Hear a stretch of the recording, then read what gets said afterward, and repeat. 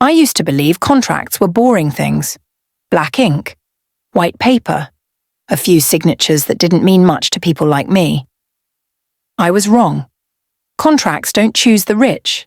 They choose the desperate. And I was starving. People think poverty is loud. Crying children, broken roofs, dramatic suffering. But real poverty is quiet. It hums. It waits. It lives in moments like this. Me sitting at the back of a lecture hall I couldn't afford, pretending I belonged at St. Helier's elite university while my stomach folded in on itself like an apology. Everyone around me smelled expensive. Perfume that probably cost more than my entire semester's tuition. Laptops with glowing logos, conversations about weekend trips and trust funds. I kept my head down. Just survive today, I told myself. Just survive. That's what I always told myself. My name is Nyra Vale, scholarship student, campus ghost. The girl no one noticed until it was too late. It happened after my last class. The sky was bruised purple, rain threatening but undecided, just like me. I was halfway down the marble steps when I felt it. That sensation. Like the air had been sliced open. I stopped walking. Everyone else kept moving, laughing, talking, living. But my skin prickled, my chest tightened. Someone is watching you. I turned. A black car was parked across the street. Not flashy, not loud, just wrong. The windows were tinted so dark they swallowed the light. The engine was still running, waiting. I should have walked away. Instead, my feet froze. The back door opened. A man stepped out, tall, broad shoulders, dressed in black like the night had tailored him personally. His presence bent the space around him. Students unconsciously moved aside, their laughter dimming. He didn't look at them. He looked at me, and somehow smiled. Not with his mouth, with his eyes. That was my first mistake, holding his gaze. Nyra Vale, he said calmly, like my name had been living on his tongue for a while. My heart slammed against my ribs. I swallowed. You have the wrong person. He didn't argue. Mr. Draven would like a word. That name hit me like a cold blade. Draven. Everyone knew it. The Draven family didn't appear in news articles.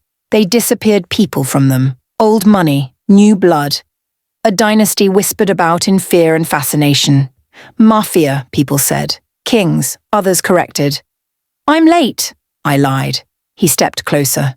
You're exactly on time. Before I could protest, 2 more men appeared, not touching me, not forcing me. They didn't need to. Fear did the job beautifully. The inside of the car smelled like leather and power. My hands shook in my lap as the door closed, sealing me inside a life I didn't recognize. Think, Nyra. Think. You don't belong here. The city blurred past the windows. My mind raced. Why me? What did I do? Did I see something? Did someone lie? Then the car stopped. We weren't in the city anymore. We were somewhere higher, quieter, a mansion carved into the hillside like it had grown there naturally, stone, glass, shadows. I exhaled slowly. I'm not leaving this place the same. He was waiting for me inside. Lucien Draven. That was his name. He stood by the window, hands behind his back, dressed in a black suit that fit him like violence made elegant. The city lights below crowned him in gold. He turned when I entered, and for one unguarded second I forgot how to breathe. His eyes weren't cruel. They were curious, like I was a puzzle he'd already solved but wanted to enjoy dismantling anyway. Sit, he said softly. I sat. I don't have much time, he continued, so I'll be direct. A folder slid across the table toward me. Black. Heavy. A contract. I laughed before I could stop myself. Sharp. Broken. You kidnapped me for paperwork? You weren't kidnapped, he corrected. You were invited. I opened the folder. My laughter died. Pages and pages of legal language, clauses, conditions, consequences. Then I saw it. My chest tightened. I'm not a prostitute, I said, voice trembling but defiant. Lucien tilted his head. No. He stepped closer. You're a solution. I hated how my body reacted, how my pulse jumped, how something dark and unfamiliar curled low in my stomach. You will live here, he said. Your tuition will be paid. Your family debts erased. Protection guaranteed. He paused. In return, you will belong to me. Publicly, privately. My hands clenched. And if I refuse? Silence stretched. Then, calmly.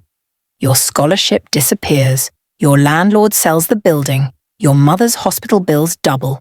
I stood abruptly. You investigated me. I understand you, he corrected. I laughed again, this time bitter. You don't know me. Lucien's gaze sharpened. You're right, he said softly. But you will know me. He leaned down, close enough that I could smell him. Smoke, leather, something ancient. You already feel it, don't you? He murmured. This pull, this wrongness. Like fate made a mistake and you're standing inside it. My heart pounded. Because the worst part? He was right. Something inside me was awakening. Something I had buried my entire life. A heat. A whisper.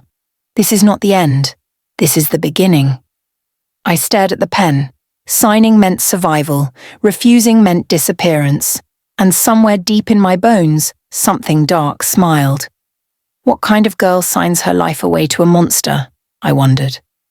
The answer came quietly. A girl who was never meant to be ordinary. I picked up the pen and signed. And please don't forget to like and subscribe for part 2.